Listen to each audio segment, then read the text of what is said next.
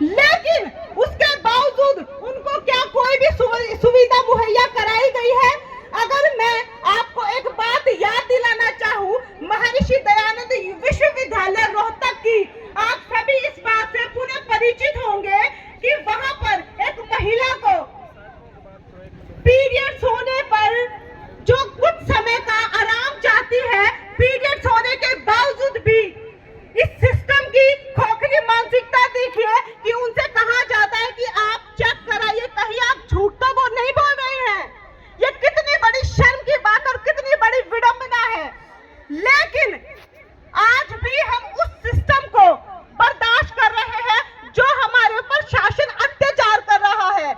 इस महापुकार रैली के द्वारा, इस मंच के द्वारा मैं हरियाणा सरकार और मुख्यमंत्री जी को कहना चाहती हूँ कि ये वो कौम है, ये वो तबका है, ये वो वर्ग है जिसके साथ लड़े हैं तो डट कर लड़े हैं।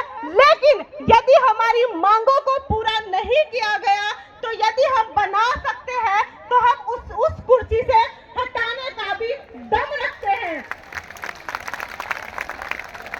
हमारे कानून में बहुत सारे प्रावधान किए गए हैं, जो प्रावधान हमारे सफाई कर्मचारी भाई बहनों के लिए किए गए हैं। लेकिन सिस्टम को देखिए, सरकार को देखिए, वो जाने अनजाने हमें उनसे परिचित नहीं करना चाहते। वो हमें, अगर मैं बात करूं मैनुअल स्पंजिंग की, यानी कि हाथ से मैला धोना, मैनुअल स्पंजिंग 2013 जिस पर निषेध किया गया है, उसके बावजूद आज हम हाथ से काम कर रहे हैं। हाथ से काम करने का क्या हमें खामियाजा भुगतना पड़ता है? अगर उस कूड़े कचरे करकट में कोई नुकीली चीज, चाहे वो कोई चाकू हो, कोई ब्लेड हो, कोई कांच हो, अगर हमारे हाथ में लग जाता है, क्या इस सिस्टम के तहत हमें किसी प्रकार का मुआवजा या हमें किसी प्रकार की चिकित्सक सहायता दी जाती है? नहीं दी जाती। लेकिन हमारा कानून कहता है, हमारा संविधान कहता है, यदि किसी भाई बहन के साथ इस प्रकार की कोई भी घटना या हादसा हो जाता है तो उसको प्रावधान देना चाहिए। लेकिन ये सरकार सिर्फ और सिर्फ हमारे वोट चाहती है, हमसे मुंह फेर कर रखना चाहती है जब हमें काम पड़ता है। तो ये हमारी मांगे नहीं है, ये हमारे हक है, ये हमारा अधिकार है जो हमारे महानायक डॉक्टर बी.आर. अम्बेडकर ने सबसे बड़े कानून, सबसे बड़े पुस्तक संविधान में लिखा है।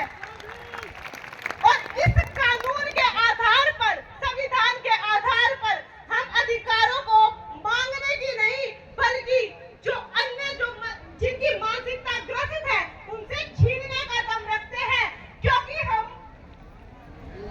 हम महर्षि वाल्मीकि जी के वंशज हैं, क्योंकि हम डॉक्टर बी.आर. अम्बेडकर के वंशज हैं।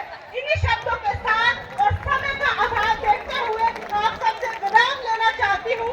लेकिन अंत में यही बात कहना चाहूंगी कि जो हमारे ऊपर थोपा गया है उसको हम खुद बदलेंगे। हमारे राज्य के हाथ में इस प्रकार से कलम है, हमें भी अपने बच्चों को, अपनी नस्लों को कलम देनी होगी, क्योंकि आने वाला जो समय होगा वो कलम की लड़ाई लड़ेगा और हम उसके लिए तैयार हैं। अपना फैसला हम खुद तय करेंगे।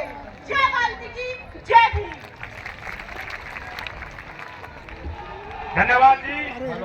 बहुत क्रांतिकारी विचार उन्होंने रखे अपने।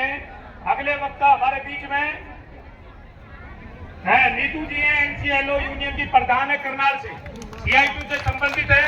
एक मैं बार बार अनुरोध कर रहा हूं कि वक्ता हमारे पास जो मुख्य रूप से इस रैली को संबोधन करने दूर से चल करके आए हैं, वो वक्ता हमारे बीच में मंच पर उपस्थित है। जो वक्ता यहाँ पर बोलवा रहे हैं, 2 मिनट का टाइम है भाई। अगर 2 मिनट से ज्यादा हो गए तो फिर मैं उनको रोक दूंगा। इसलिए कम शब्दों में